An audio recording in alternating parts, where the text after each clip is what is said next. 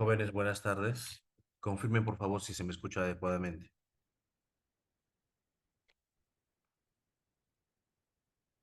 Buenas tardes, doctor, si se le escucha. Gracias, Alison. Bien, vamos a dar inicio a la actividad académica de hoy día por la tarde. El día de hoy vamos a tratar el tema de riñón en el adulto mayor.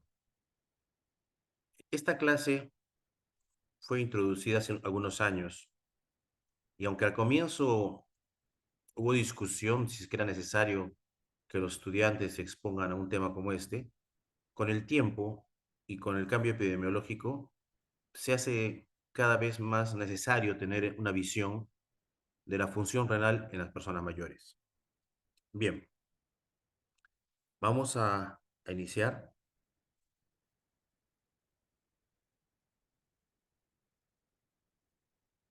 Ok. Esta es la agenda del día de hoy. Vamos a ver tres partes bien diferenciadas. E iniciemos. Para empezar, todos entendemos, ¿no?, que el envejecer es algo inevitable, es un proceso natural. No hay forma de que no vayamos a pasar por este proceso si la vida nos dura el tiempo suficiente. Bien. Y esto va a manifestarse con un cambio en las funciones de todos los órganos del cuerpo, ¿de acuerdo?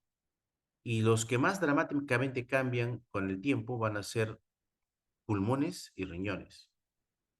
Entonces, hay un tema para los médicos entre diferenciar qué cambios son propios de un envejecimiento normal y qué cambios están en relación a patología.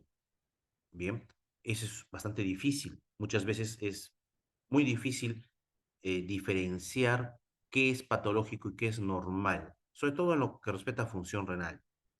Y para ello tenemos que tener un conocimiento de realmente cómo es la manera en la que envejece un riñón normal, cómo es la forma esperable que cambie un riñón en condiciones sin patología, para luego poder diferenciarlo de cuando un riñón está senescente en forma acelerada por patología.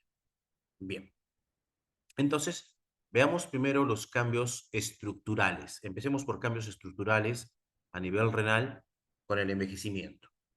Ustedes ya conocen la anatomía y la fisiología normal del riñón. En los ancianos, la fisiología y la anatomía normal va variando. Entonces recuerden que un riñón va creciendo y no va a alcanzar mayor masa que en la cuarta década de la vida. A la cuarta década de la vida, un riñón llega a tener una longitud que usualmente no sobrepasa los 12 centímetros y un peso, una masa de 400 gramos. Digamos que es su cumbre de crecimiento en la vida. Y a partir de allí va a empezar a disminuir la masa renal. Más o menos se estima que hay una disminución de 1% por año o 10% por década. Pero eso no es lineal. Al comienzo la disminución de la masa renal es más lenta y cuando se pasa a los 65 años, esa pérdida suele ser más acelerada, más marcada. ¿Y por qué? ¿Cómo se caracteriza esta pérdida de masa renal? Primero, porque la corteza se va adelgazando. Ustedes saben que una corteza en un parénquima renal, ¿no es cierto?, en un riñón joven, mide unos 20 milímetros más o menos. En los riñones de los ancianos, este parénquima renal va adelgazándose, pero a expensas de disminución de la corteza más que de la médula. La médula usualmente no disminuye mucho, lo que sí se adelgaza es la corteza. ¿Bien? ¿Y por qué disminuye la corteza? Porque el número de nefronas que funcionan va disminuyendo, porque se atrofian, algunas se reabsorben, ¿no? Otras quedan como glómerulos esclerosados. Y las nefronas que aún sobreviven suelen tener cierto grado de hipertrofia compensatoria. Además, se ha visto que es un cambio fisiológico, no necesariamente patológico, la formación de quistes con la edad. Se van formando quistes renales que siempre tienen que ser simples para que sean considerados fisiológicos, tanto en el parénquima como parapiélicos. Y además se ve un incremento en la proporción de la grasa que hay en el seno renal. E inclusive, a veces hay degeneraciones y forman angiolipomas que son benignos en su gran mayoría, ¿no? Entonces, esto sería lo que es un proceso de envejecimiento normal y esperado, tal como lo ven aquí, ¿no? Entonces, el riñón va a disminuir su tamaño, la corteza va a estar más adelgazada, el parénquima va a disminuir, ¿no? Va a haber irregularidades en la superficie y van a haber esta aparición de los quistes, como los cambios más llamativos a nivel anatómico. Bien, ¿qué pasa en los glomérulos? El glomérulo muestra en general un engrosamiento de su membrana basal, porque hay un depósito de una serie de proteínas, principalmente proteínas del colágeno. Y se va viendo cómo algunos glomérulos tienen esclerosis.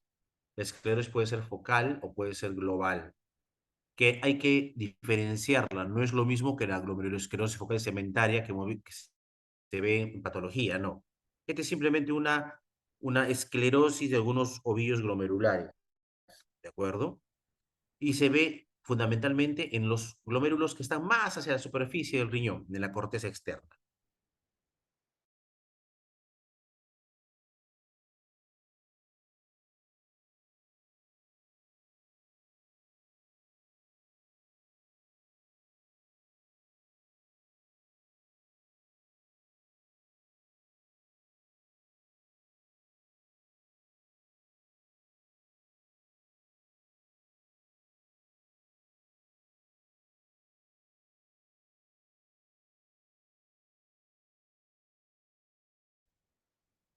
Bien, como ya dijimos, los glomérulos que como el porcentaje de glomérulos esclerosos va a aumentar lentamente.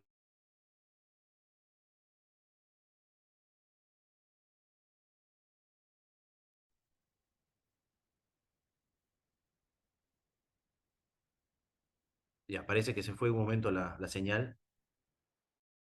Ahí está de nuevo. Le decía, esta es la comparación, por ejemplo, de una biopsia renal de dos donantes. Un donante de 18 años que tiene una tasa de filtración glomerular medida en 148 mililitros por minuto, ¿ok? Y que más o menos tiene un estimado de 2 millones de nefronas.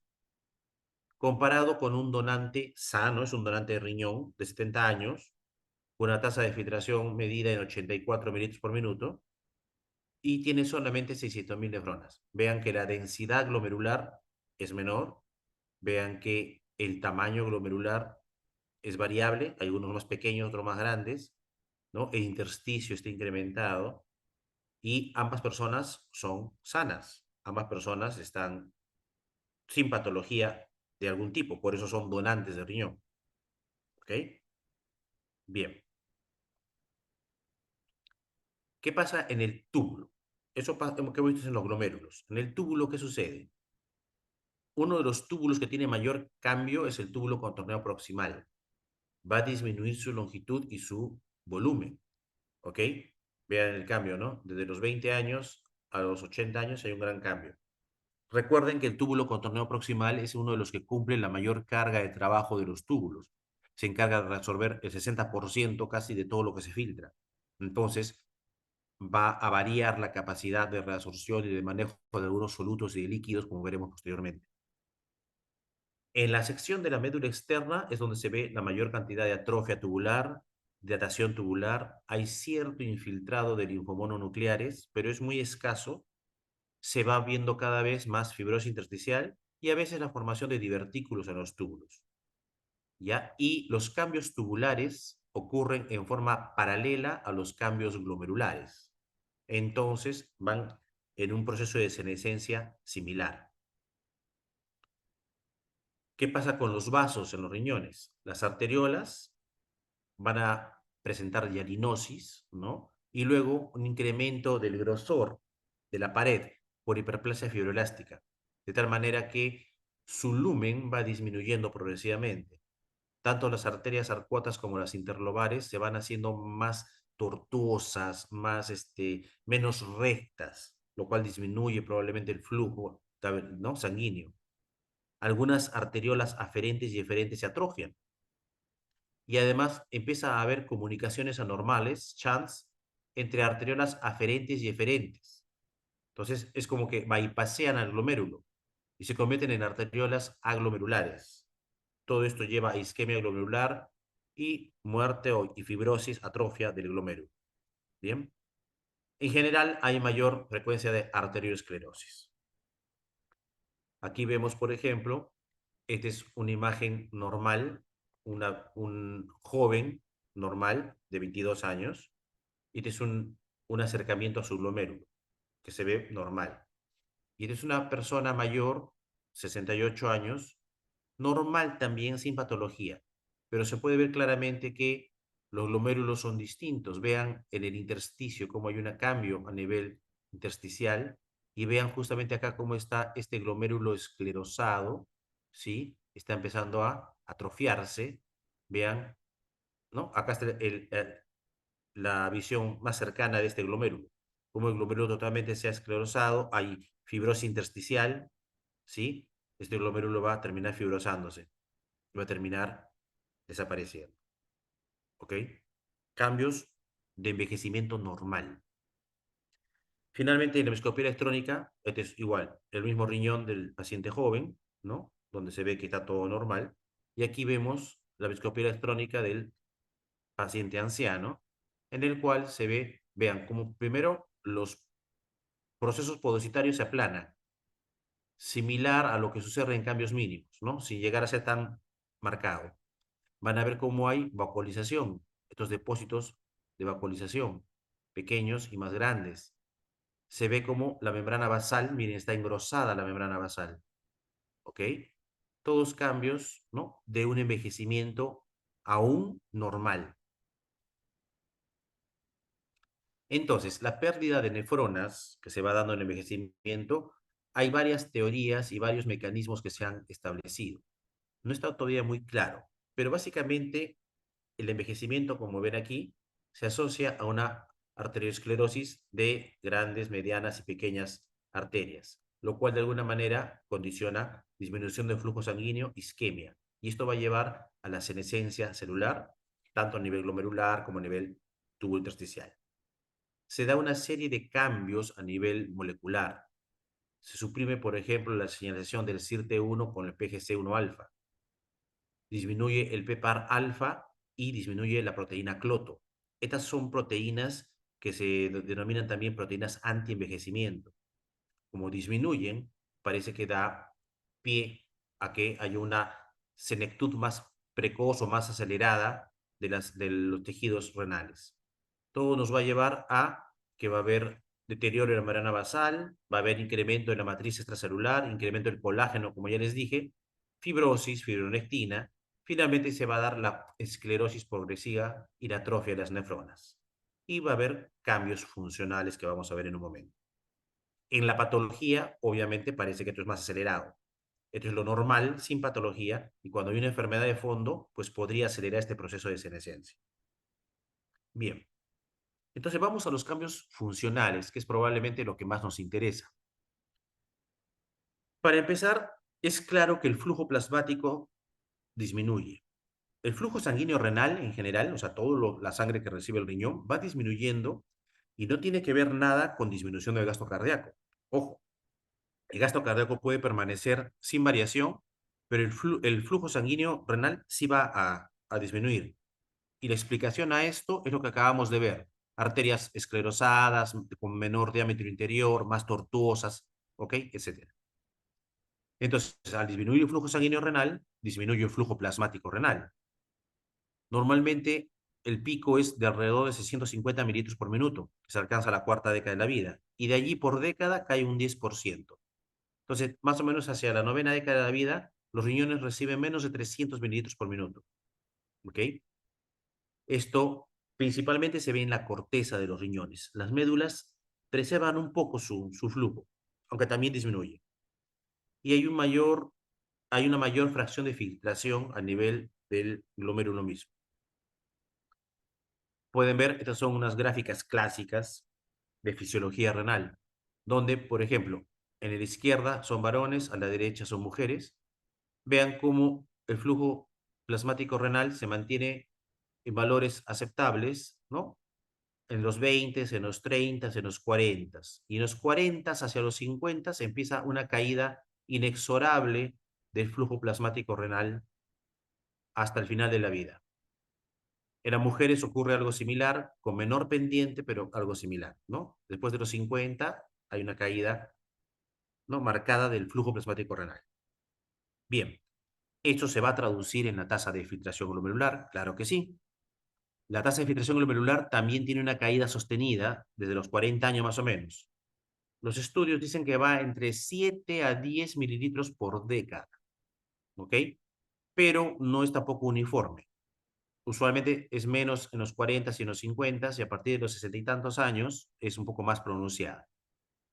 Lo interesante es que cuando se ha medido la filtración glomerular independiente de una nefrona, de un glomérulo, esta se mantiene normal, lo cual significa que la caída global de la filtración glomerular de un riñón no es porque cada glomérulo filtre menos necesariamente, sino porque hay menor número de glomérulos.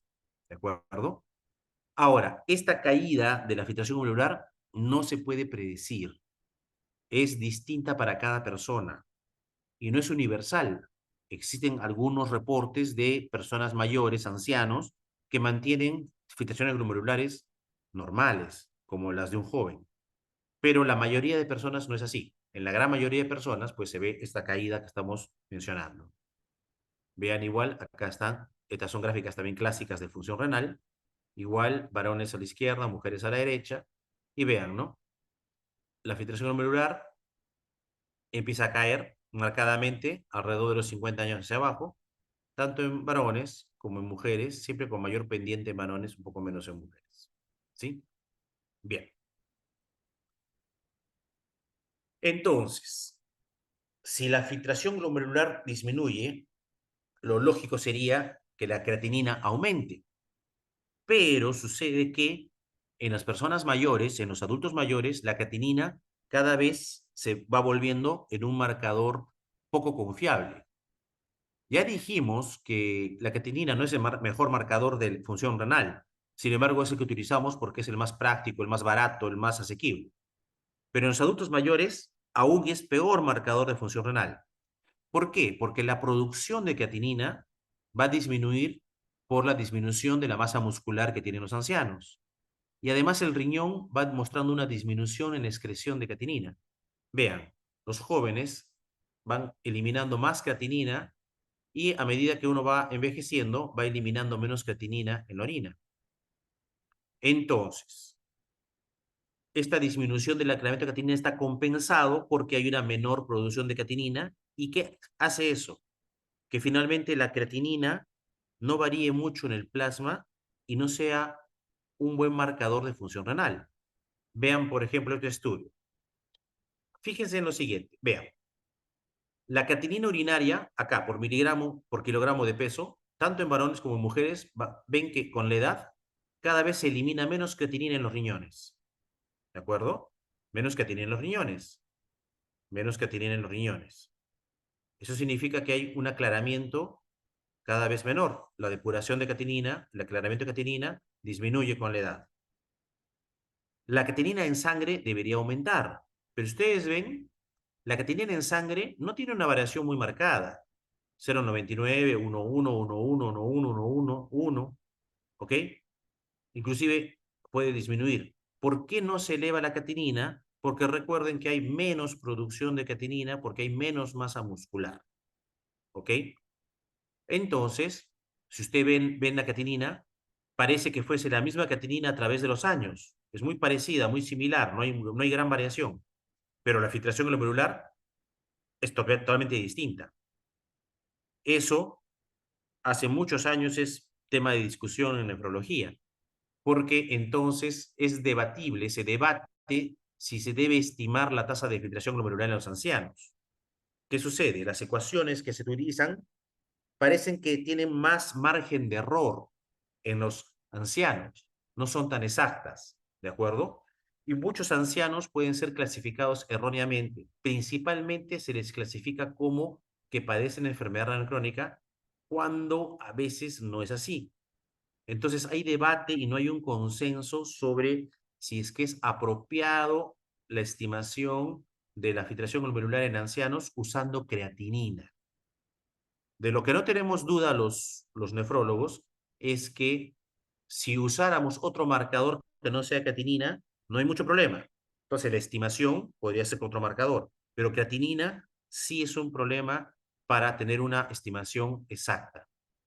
Vean, por ejemplo, en este estudio, en ancianos se compararon la estimación de filtración glomerular de diferentes fórmulas comparadas con CKD-EPI. La que tuvo más o menos buena correlación fue CKD-EPI con la MRD4. Hasta los 80 años, ¿ok? Bien, estuvo similar. En cambio, cuando comparamos CKD-EPI con Croco-Gold, hay una dispersión mucho mayor. Cuando comparamos CKD-EPI con la fórmula de Wright, hay una dispersión mayor. Cuando compararemos CKD-EPI con la fórmula de la clínica Mayo, también hay una gran dispersión. Entonces, la idea es utilizar una fórmula que haya mostrado mejor performance en personas mayores. Y es ahí donde todavía no nos ponemos de acuerdo cuál es la mejor fórmula. ¿Ok? Pero les puedo ir diciendo que probablemente Coco Gold, Ray y Mayo no lo son. ¿Por qué es importante esto en el anciano? Porque los ancianos tienen mucho problema con el uso de drogas. Para empezar, los ancianos suelen consumir varios medicamentos y algunos de ellos requieren ajuste de la dosis de acuerdo a su función renal. En las personas usualmente hacemos el ajuste estimando la filtración glomerular con creatinina, pero si acá la creatinina se vuelve un marcador bastante inexacto, entonces podríamos estar llevando a los ancianos a sobredosis, porque a tener creatininas más bajas van a sobreestimar la verdadera filtración glomerular. Entonces, como les decía, si tuviéramos otro marcador, seríamos más exactos. En el mundo, el otro marcador que se suele utilizar es cistatina. Cistatina no tiene ese problema de la marcada alteración por disminución de masa muscular en los adultos mayores. El problema de estatina, por lo menos en nuestro medio, es que es muchísimo más cara. Para empezar, no hay en los hospitales, regularmente no existe. Y tendría que ser en forma particular. Y verdad, cuesta bastante más una estatina que una creatinina. Entonces es difícil que la gente lo vaya a hacer, ¿no? Ahora, si idealmente quisiéramos ir desde la farmacocinética y farmacodinamia de una droga, lo correcto, lo ideal para ver si estamos tratando bien a nuestros pacientes sería medir la concentración sérica de la droga, lo cual obviamente es muchísimo más difícil, más costoso y hay menos posibilidad de que haya laboratorios que midan las diferentes drogas. Por lo menos deben tener en cuenta ustedes que cuando tenemos un adulto mayor, qué drogas sí o sí deberían ser adecuadas a su función renal. Todos los antibióticos aminoglucósidos, ya todos los aminoglucósidos, otros antibióticos como vancomicina, las tetraciclinas, la nitrofurantoína que se usa mucho para las infecciones urinarias. Y drogas que suelen usar los ancianos como digoxina cuando tienen falla cardíaca, procainamida, algunas cefalosporinas también requieren, como las drogas de mayor uso, de más frecuencia. En realidad la lista es mucho más grande, ¿no? Entonces hay que tener en cuenta ese detalle. Antes de darle una dosis normal a un anciano, hay que tener una idea de cuál es su filtración glomerular, de la manera más certera posible. Bien, ¿qué pasa con el balance hidroelectrolítico? Normalmente un anciano que esté sano y no tenga ningún problema debe mantener bien su volumen extracelular. No debería tener problemas. Pero no tiene buenos mecanismos de defensa, o sea, no se puede adaptar fácilmente a los cambios. Entonces, mientras no tenga patología, los ancianos se mantienen normales en su balance hidroelectrolítico. Pero cuando tienen una enfermedad aguda, desde una diarrea, una neumonía, una infección urinaria, lo que sea, se suele afectar el balance y demora mucho en recuperarse e inclusive eso puede hacer que las hospitalizaciones se prolonguen en el tiempo. Por ejemplo, en el balance del sodio, ¿qué pasa?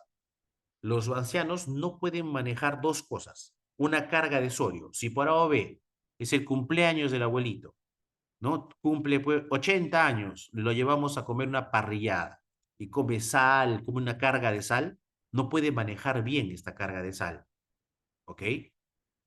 Va a demorar, se le va a acumular. O al revés, si a una persona, un abuelito, lo someten a una dieta muy estricta, no le dan nada de sal, tampoco puede conservar la sal. Entonces, en ambos casos, en ambos extremos, no puede compensar fácilmente el balance de sodio. ¿Por qué? Porque tiene alteración del manejo del sodio tanto en el túbulo proximal como en el túbulo distal. Bien, entonces, si recibe mucho sodio, va a retener sodio corporal. Y si este abuelo tiene la tendencia a hacer hipertensión, puede hacer una hipertensión sal sensible por retención de sodio. ¿Ok? Esto está acelerado porque además ya sus vasos son rígidos, ya no tienen compliance y es más fácil que desarrolle crisis hipertensivas asociadas a la ingesta de sal. ¿De acuerdo? Y es por eso que en adultos mayores es más difícil el control de presión arterial. En cuanto al balance hídrico y a la osmoregulación, no solamente tiene dificultades el anciano para manejar la sal, también tiene dificultades para manejar el agua. Entonces es más fácil que haga hiponatremia o hipernatremia, ¿ya? Porque tiene alterados los mecanismos de dilución y de concentración de la orina. Por ejemplo, hipernatremia. ¿Qué sucede? Si un anciano recibe una carga osmolar, no puede concentrar su orina como lo hace un joven. Tiene una capacidad limitada de concentración de orina. Además, tiene también un deterioro del mecanismo de la sed. Y muchas veces los gerontes son personas mayores que ya no se pueden movilizar fácilmente, tienen artrosis, tienen limitación funcional y no pueden ir a tomar agua libremente. Todo eso condiciona que hagan hipernatremia. Por el otro lado, si una persona mayor recibe una carga de agua, una gran cantidad de agua, de líquido hipotónico, entonces no lo va a manejar bien, ¿ok? No puede diluir bien su orina. Peor aún si tiene bloqueados algunos mecanismos, por ejemplo, por el uso de diuréticos como las tiazidas o el uso de algunas drogas psiquiátricas que se da a las personas mayores. Entonces, eso facilita el desarrollo de hiponatremia. Entonces, los ancianos tienen mayor facilidad para hacer hipernatremia e hiponatremia. Como decía, esto tiene que ver con la capacidad de dilución y de concentración de orina. Vean, en lo que es la capacidad de concentración de orina, como a partir de la cuarta década va cayendo. Recuerden que en un riñón joven, la máxima osmolalidad urinaria que se alcanza es alrededor de 1200. A la cuarta década está más o menos en 1100. Y de ahí va cayendo, va cayendo, va cayendo, y llega a los 800 o menos en personas por encima de los 80 años. ¿Por qué? No se sabe muy bien, pero hay una serie de mecanismos que tienen que ver con la hormona antidiurética, con la acción de la nefrona distal, que tiene que ver como si el túbulo colector responde o no a la carga de hormona antidiurética, etcétera, que más o menos se explica en el cuadro. No está muy claro, lo que sí está evidente es que la capacidad de concentrar la orina cada vez es menor. Lo mismo que con la capacidad de diluir la orina, también es cada vez menor. Vean, un joven puede diluir su orina después de una carga de líquido a 52, una orina bien, bien diluida. En cambio, un anciano no la puede diluir tanto, llega a 92 o más inclusive, a veces por encima de 100. ¿Ok? Entonces, una vez que un anciano recibe una carga de agua libre, se demora mucho más en eliminar esta agua libre, porque tiene un aclaramiento más bajo de osmoles. Bien, ¿por qué? No se sabe tampoco muy bien el mecanismo. Aparentemente tiene que ver con la inflamación y con la fibrosis que se da en el intersticio. En general, esto facilita que el anciano haga hiponatremia. ¿Qué drogas se han visto que en ancianos facilitan la aparición de hiponatremia? La hiponatremia es un trastorno relativamente frecuente en ancianos. Entonces, siempre hay que sospechar que un anciano puede hacer hiponatremia cuando recibe las drogas que acá tenemos mencionadas, ¿no? De lo más común, las tiazidas, como diuréticos, carbamazepina, que se usa a veces para dolor, ¿no? Morfina también para dolor, ¿ok? Antidepresivos, que se usa mucho con los pacientes ancianos a veces, ¿no? Amitriptilina también, con la demencia, y otros más como pueden ver aquí. Bien, entonces siempre hay que sospechar que un anciano que consume este tipo de drogas pueda tener algún trastorno de hiponatremia. Bien, en cuanto al potasio, hay cierta predisposición a la hipercalemia. ¿Por qué? Porque los riñones ancianos eliminan menos el potasio.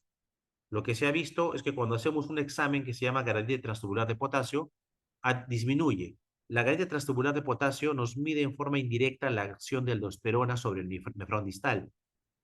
Entonces, esta tendencia a hacer hipercalemia está en relación a que hay menos filtrado glomerular, hay un nivel de aldosterona y de actividad renina plasmática más bajos, y además hay fibrosis en el túbulo intersticio que compromete los túbulos distales. Bien, ¿cuándo se ve la hipercalemia? En condiciones normales podría ser que el anciano no la presente, pero si a nuestro anciano le damos algún medicamento que interfiere con la excreción de potasio, por ejemplo, un YECA, un ARA, un diurético de de potasio, AINES, entonces es mucho más fácil que desarrollen hipercalemia aun cuando no la tenían antes. En cuanto a la hipocalemia, también se ha visto que es más frecuente cuando hay pérdidas extrarrenales aumentadas. Por ejemplo, cuando los ancianos usan laxantes, ¿no? A veces los ancianos sufren de estreñimiento y se les da laxantes. Y también podría ser cuando hay incremento de pérdida de potasio a nivel renal, por ejemplo, por el uso de diuréticos. El magnesio, la hipomagnesemia, también es frecuente en ancianos, más o menos hasta el 10% de los ancianos hospitalizados. Y tienen relación básicamente a una mala nutrición y al uso de laxantes también. Ok. En cuanto a equilibrio ácido-base, que es la otra función, aquí usualmente no debería haber una alteración marcada. Normalmente, un anciano en estado de equilibrio tiene un pH y un bicarbonato normales, no diferentes a los de un joven. Sin embargo, hay evidencia de que los ancianos tienen una menor capacidad para acidificar la orina, no llegan a su capacidad máxima. Y entonces, estos ancianos eliminan una carga de ácido o de álcali de una forma más lenta. La acidez titulable no varía mucho con las diferentes edades, pero los ancianos cuando reciben una carga de ácido, como por ejemplo 2 milimol por kilogramo de cloruro de amonio, no la pueden eliminar en forma adecuada.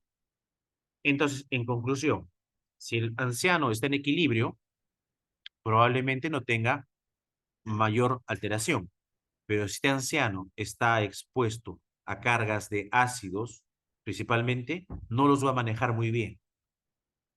No es raro, por ejemplo, en la emergencia, recibir a adultos mayores después de su cumpleaños. Ustedes lo van a ver cuando sean internos. Y era típica, ¿no? Era su cumpleaños, fueron los hijos a visitar al abuelito, que no lo ven tiempo, solamente van a visitarlo cuando es algo llamativo como su cumpleaños, y lo llevan a comer. Y el abuelito se antoja ceviche, y le dan su ceviche, y se descompensan, y llegan mal en la emergencia, porque no pueden manejar una carga de ácido tan fuerte como una comida común en nuestro país como el ceviche. Bien, ¿hay otros cambios funcionales? Sí, ya mucho menos notorios, ¿no? Por ejemplo, las ancianas que tienen una filtración disminuida absorben menos calcio, ¿no? Básicamente en relación a que hay una menor cantidad de vitamina D3 y entonces esto disminuye la absorción de calcio. En parte es uno de los mecanismos que explican la osteoporosis posmenopáusica que se ve en las ancianas. Y además tienen que acordarse que una de las funciones del riñón es gluconeogénesis y eliminación de la insulina. Los riñones se encargan de más o menos eliminar el 50% de la insulina circulante por filtración y por degradación tisular a nivel renal. Entonces, el transporte máximo para la reabsorción de glucosa va disminuyendo también con la edad. Y como disminuye también la filtración glomerular, esto no permite que haya glucosuria. No se ve glucosuria normalmente en los ancianos y tampoco se ve una variación de la glicemia normalmente en ancianos. Pero si a un anciano, a una persona mayor que es diabética, uno le da insulina, la dosis de insulina lo ponen en mayor riesgo de hacer hipoglicemia, porque el riñón que ya filtra menos no puede eliminar bien la insulina. Entonces es fácil que se acumule cierta cantidad de insulina que se le da a un paciente anciano, ¿ya? Es por eso que a los pacientes ancianos se les indica una menor cantidad de insulina. Bien, ok.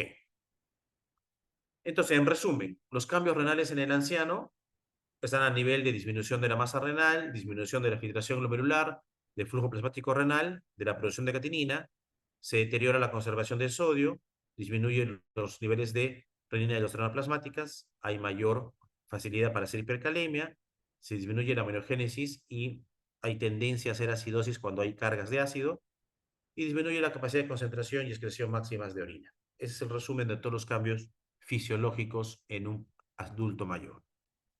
Bien, hablemos un poquito de cómo afecta la enfermedad renal al riñón anciano, al riñón geronte. Ya hemos visto, ¿no? Que ya sea que haya un proceso fisiológico de envejecimiento, ¿no? Donde va a haber senescencia celular, acortamiento de telómeros, ¿no es cierto? O ya sea que hay un evento patológico, donde hay enfermedad y esto va a causar daño del ADN o va a causar estrés oxidativo o va a haber daño mitocondrial, ya sea que sea la vía fisiológica o la vía patológica, la senescencia celular va a acelerarse. ¿Ok?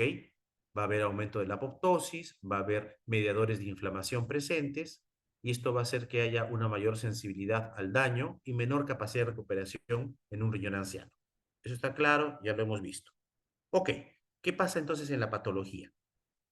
Los ancianos están expuestos a una serie de patologías que son más frecuentes en la tercera edad.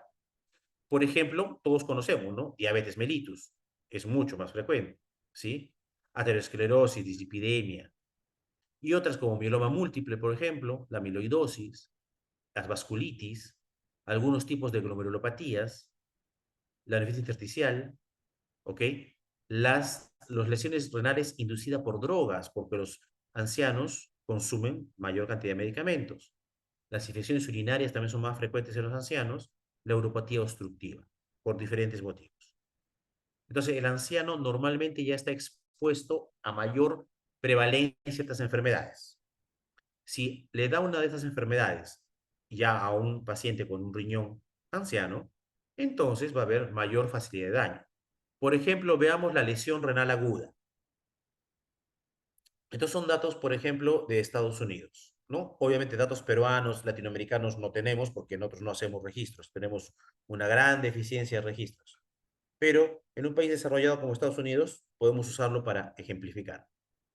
Vean, en 10 años, de 2012 a 2022, la tasa de hospitalizaciones por cualquier motivo, ¿no? De ancianos que se hospitalizaron y de los ancianos que se hospitalizaron, se ve cuántos de ellos cursaban con algún grado de lesión renal aguda y vean cómo ha ido incrementándose, ¿no? Actualmente se maneja entre el 25 y el 30% de los ancianos hospitalizados, por lo que sea que se hospitalicen, tienen algún grado de lesión renal aguda en Estados Unidos.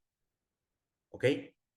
Esto es bastante. Estamos hablando de que 1 en 4 o 1 en 3 ancianos van a tener lesión renal aguda cuando se internan. ¿Qué pone en riesgo a los ancianos a mayor lesión renal aguda? Uno de los grandes factores es la polifarmacia. Recuerden que estas personas mayores reciben pastillas para el dolor, para la presión, para el colesterol, para la diabetes, para la polineuropatía, para el Alzheimer, para todo. Entonces, esta mezcla de medicamentos hace que haya mayor facilidad en nefrotoxicidad. Y como la filtración glomerular no es muy bien estimada con creatinina, muchas veces las dosis que reciben están por encima de lo que deberían recibir. También se asocia la lesión renal aguda a enfermedades como la sepsis y las infecciones, la lesión renal aguda postrenal, ¿no? Las drogas antineoplásicas y la enfermedad tromboembólica. Por ejemplo, en Estados Unidos, si ustedes ven, de estos pacientes que se hospitalizaron y tenían lesión renal aguda, la principal causa de lesión renal aguda es un cuadro infeccioso séptico, de lejos. La mitad de ellos tenían como causa de su lesión renal aguda una sepsis. Bien. Y como segunda causa, una infección también, aunque no llegue a sepsis.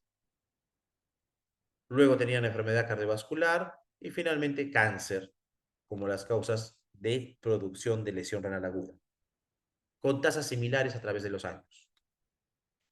Y de estos pacientes que desarrollaron lesión renal aguda, ¿cuántos requirieron diálisis? Y la diálisis está directamente en relación al grado de función renal previo.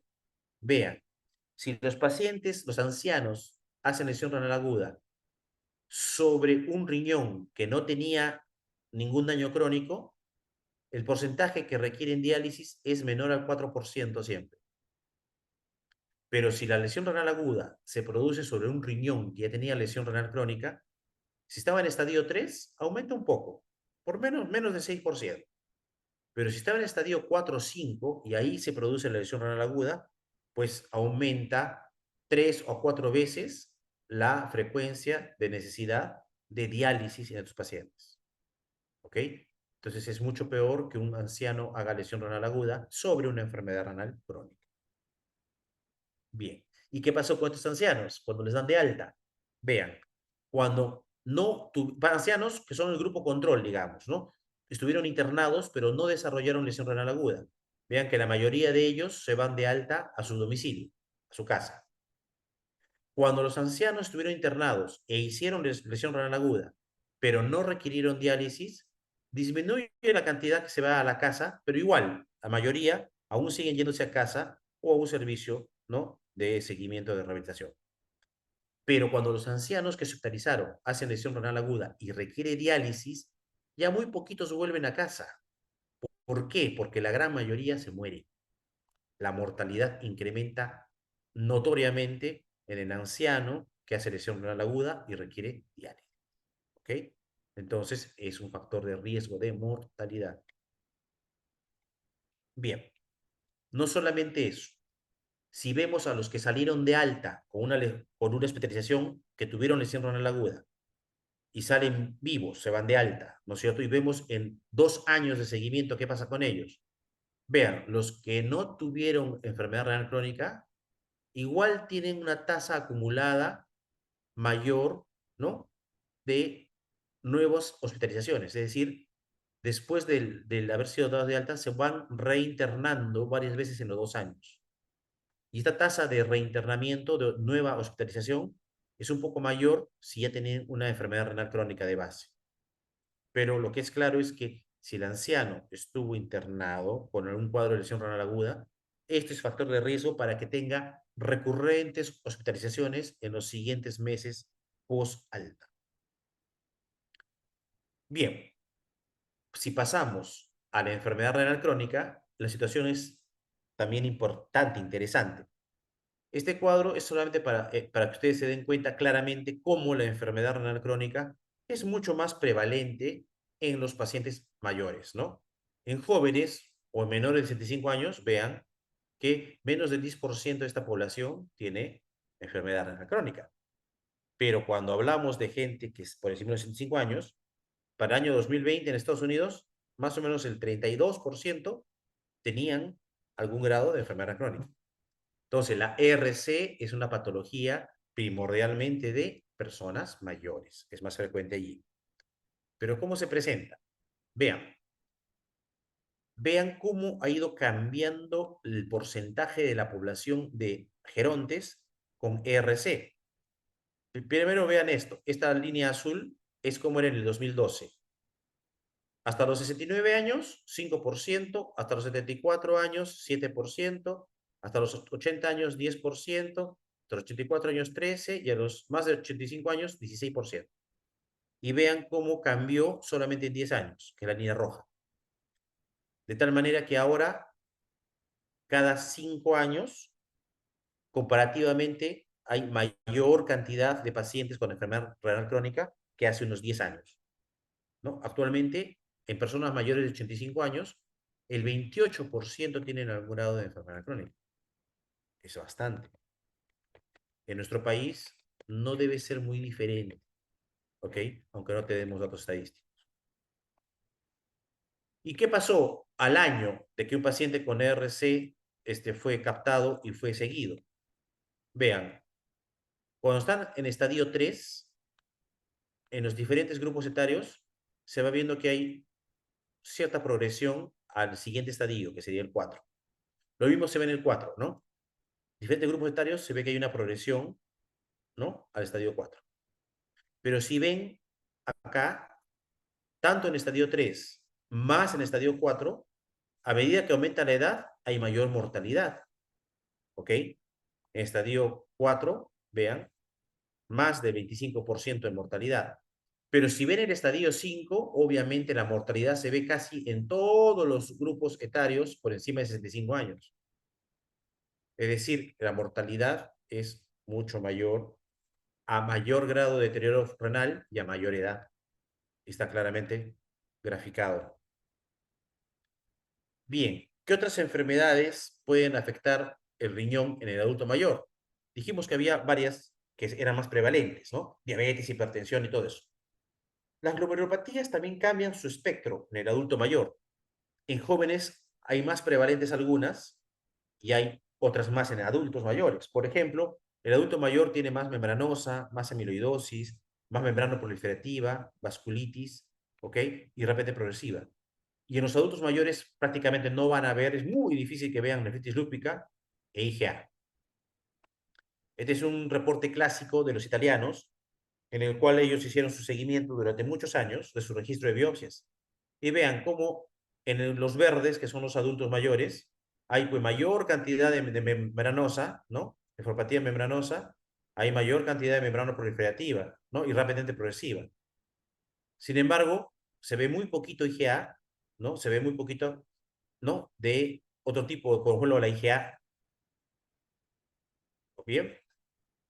Simplemente porque no son prevalentes en esas edades. En cuanto a la diabetes, todos saben que hay más diabetes en el adulto mayor, pero no todos los diabéticos hacen nefropatía diabética. Sin embargo, si ya vimos que el riñón normal envejece de una manera, ¿no? Tiene un tipo de función y el riñón senescente envejece de una manera, cuando se da el envejecimiento en un paciente que tiene diabetes, la diabetes es un factor promotor, acelera el envejecimiento. Es decir, las personas diabéticas, adultas mayores, tienen una pérdida de sus funciones renales más acelerada que los mismos ancianos de la misma edad que no son diabéticos. ¿De acuerdo? Hay muchos mecanismos descritos, pero son complejos y no están totalmente elucidados. Básicamente tiene que ver porque la diabetes, ¿no? La hiperglicemia va a condicionar varios cambios en el medio interno. Va a haber estrés por productos avanzados de la glicosilación, va a haber estrés oxidativo, hay hipertensión, hipertensión glomerular, por ejemplo, y hay una liberación de mediadores de inflamación.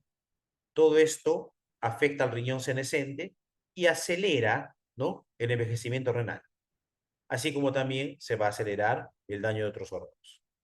Bien, ok. ¿Qué pasa con los adultos mayores que tienen diabetes? Cuando vemos los adultos mayores que tienen diabetes, vean, en azul son los adultos mayores que no tienen diabetes ni enfermedad cardiovascular. En estadio 3 de RC se hospitalizan, en estadio 4 se hospitalizan un poco más, estadio 5 un poco más. Cuando son diabéticos, además, vean, aumenta un poco la tasa de hospitalización. Cuando tienen enfermedad cardiovascular, es mucho mayor la tasa de hospitalización de acuerdo al estadio de RC. Pero cuando mi paciente adulto mayor es diabético y tiene enfermedad cardiovascular, la tasa de hospitalización se dispara, ¿ya? Llegando a más de 1.000 personas año hospitalizadas. Es bastante. Entonces, ser diabético y tener enfermedad cardiovascular es un factor de riesgo para que mi paciente se hospitalice, ¿ya? Y es por eso que tenemos que tener claro cómo va a ser el manejo del paciente diabético.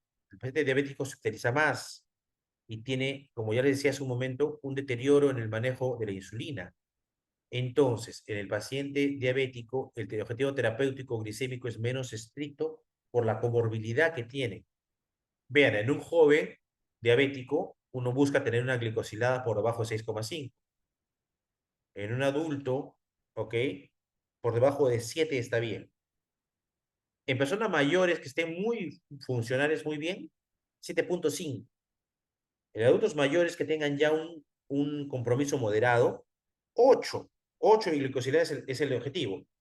Y si tienen un adulto mayor, que sea una persona que tiene riesgo, que tenga mucha comorbilidad, que tenga una expectativa de vida corta, ni siquiera hay un objetivo de glicosilada.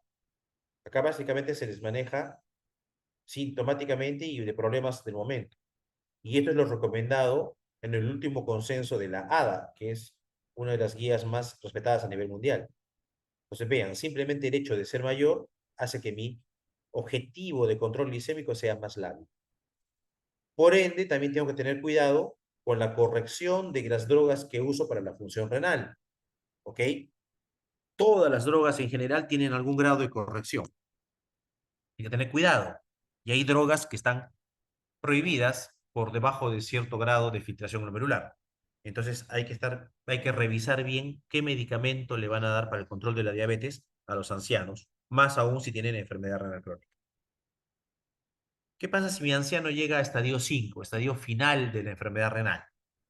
Bueno, se ha visto que en países desarrollados, más o menos la edad promedio en la que entran a diálisis los ancianos es unos 60 años. En países en vía de desarrollo como el nuestro no tenemos datos claros, pero hay data aislada que nos dice que aparentemente en nuestros países es más temprano la edad en la cual una persona ingresa con RC5 a diálisis. Bien, ahora, la incidencia de RC cambia en el estadio 5, ¿ya? Y vamos a verlo aquí, mejor lo vemos en esta gráfica. Vean cómo es la incidencia de RC3 en los ancianos y cómo la incidencia baja a RC4 y baja a RC5. ¿Por qué disminuye, no, la incidencia y prevalencia de enfermedad renal crónica en estadio 4 y estadio 5 en ancianos? No ocurre porque nosotros hayamos tratado al paciente aquí y estemos retardando la enfermedad.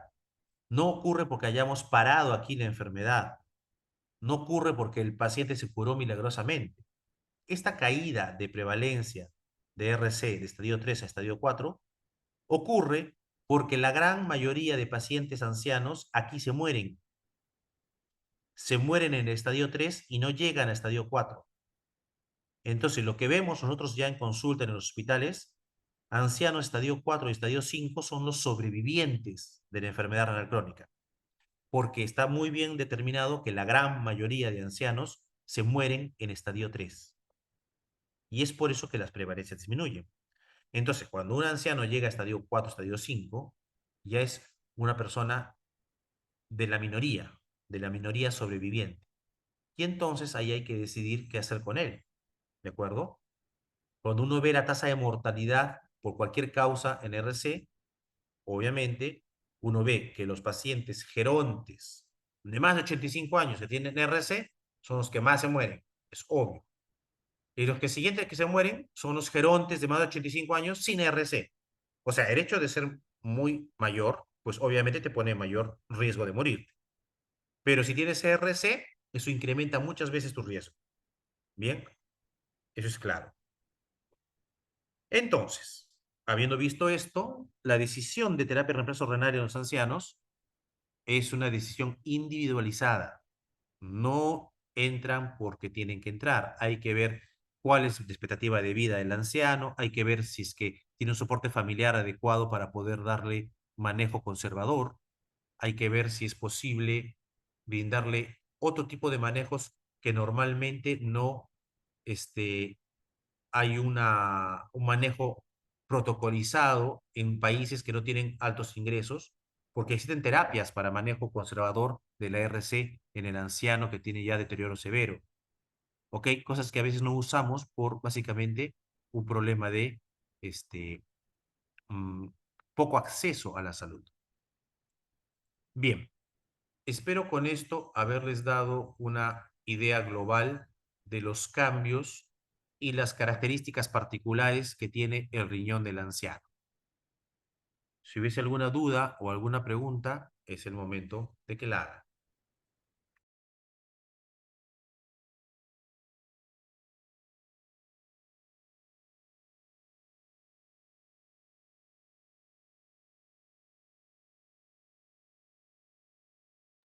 No hay ninguna duda, ninguna pregunta.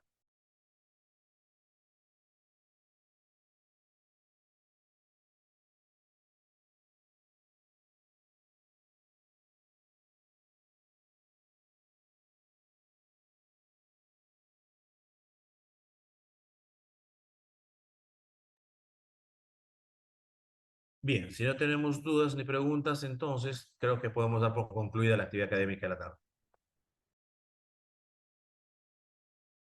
Gracias, doctor. Muchas gracias, Gracias, doctor. doctor.